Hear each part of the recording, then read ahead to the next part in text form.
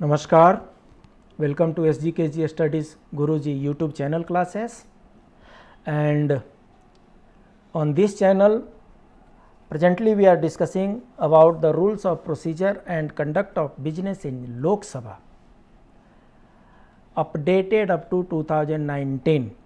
So this is the third session in this subject, and in this third session we'll be discussing about the important facts about the Lok Sabha and unequal status of Lok Sabha. लोक सभा के जो rules regulation हैं, जो इनके rules of procedure हैं, conduct of business हैं, ये इसकी हिस्ट्री फर्स्ट सेशन में हमने कवर किया है।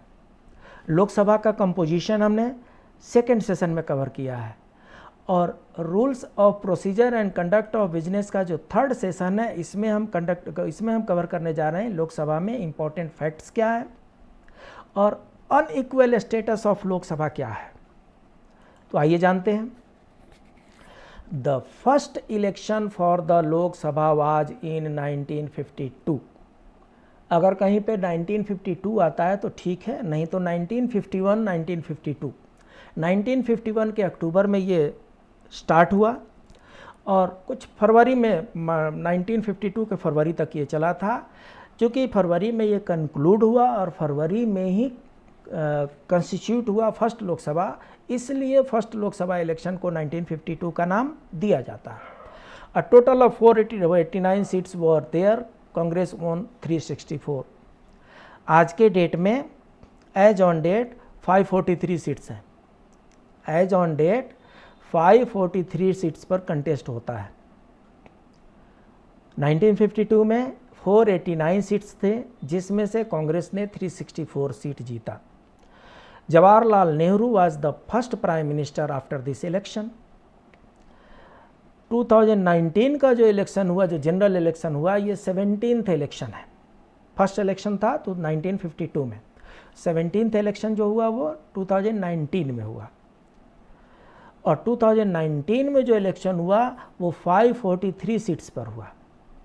543 सीट्स पर हुआ, जिसमें से बीजेपी 303 जीत पाई।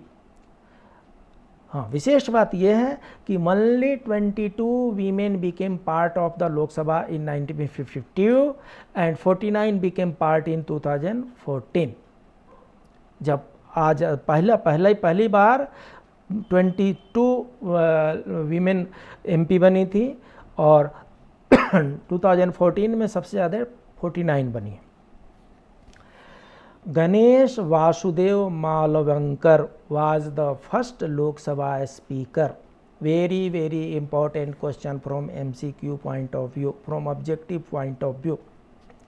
गणेश वासुदेव मालवंकर जी जो थे वो फर्स्ट लोकसभा स्पीकर थे। नोट कर लीजिए, ये तो इसमें लिखा हुआ है।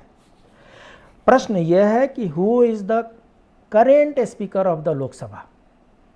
यहाँ पर ब्लिंक कर रहा है, यहाँ पर कुछ नाम है, हाइड किया हुआ है। Who is the current speaker of the Lok Sabha, इसका आंसर आपको कमेंट बॉक्स में डालना है। Please do right answer of this question in comment box. Who is the current speaker of the Lok Sabha. Till now, only one speaker has resigned from term, that is Dr. Neelam Sanjiva Reddy. नीलम संजीव रेड्डी ही अकेले एक ऐसे व्यक्ति हैं जिन्होंने लोकसभा के अध्यक्ष पद से इस्तीफा दिया था। क्यों इस्तीफा दिए थे? क्योंकि उनको प्रेसिडेंट का इलेक्शन कंटेस्ट करना था। अब कुछ अनइक्वल स्टेटस ऑफ लोकसभा हम जानते हैं। जैसा कि हम पहले भी बता रहे हैं, लोकसभा है और राज्यसभा है। राज्यसभा उच्च सदन है, लोकसभा निम्न सदन है। फिर भी लोकसभा के कुछ स्पेशल स्टेटस हैं। क्या क्या स्पेशल स्टेटस है? A money bill can be introduced only in Lok Sabha and not in the Rajya Sabha. General rule ये है कि कोई भी बिल हो वो लोकसभा में भी टेबल हो सकता है पहले, राज्यसभा में भी टेबल हो सकता है पहले। किसी प्रकार का बिल हो राज्यसभा में भी प्रस्तुत किया जा सकता है, लोकसभा में भी पहले राज्यसभा में प्रस्तुत करके फिर लोकसभा में आ सकता है, पहले लोकसभा में प्रस्तुत करके फिर राज्यसभा में जा सकता है। लेकिन मनी बिल जो है money bill can be introduced only and only in Lok Sabha and not in Rajya Sabha. मतलब मनी बिल सबसे पहले लोकसभा में ही लाया जाएगा, उसके बाद राज्यसभा में जाएगा। Rajya Sabha can not amend or reject money bill. Rajya Sabha के पास मनी बिल को चेंज करने का कोई पावर नहीं है।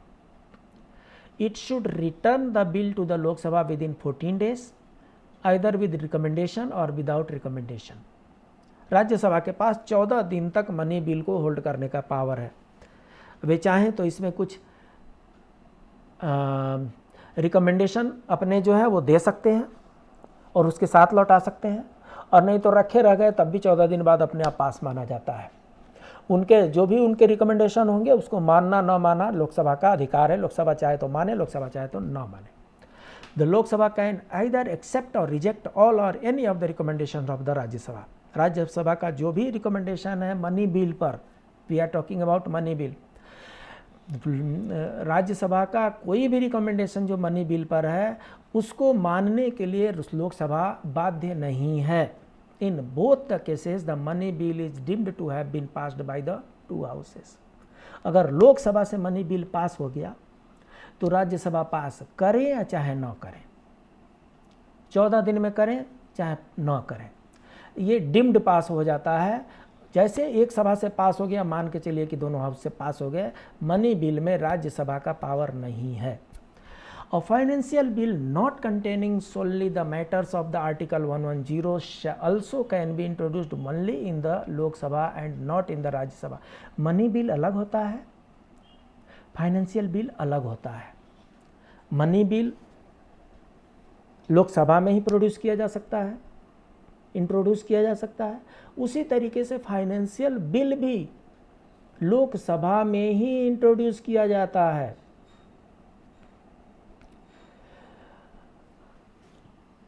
सो फाइनेंशियल बिल लोकसभा में ही इंट्रोड्यूस किया जाएगा, but with regard to its passage both the houses have equal power.